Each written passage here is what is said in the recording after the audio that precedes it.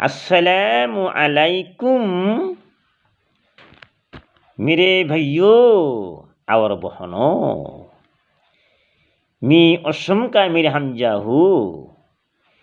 मैं उर्दू भाषा में बोल रहा हूँ। मक्का और मदीना में हज करो। मक्का जाओ और हज करो, अल्लाह को राजी करो।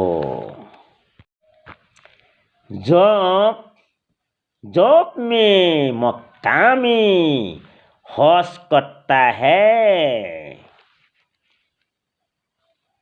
मेरे अल्लाह मुझे से राजी होता है।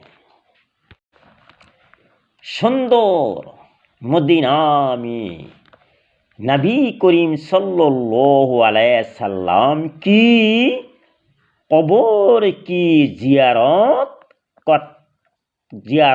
करे। मेरे भाइयों और बहनों, दुनिया की पैगंबर खुश होंगे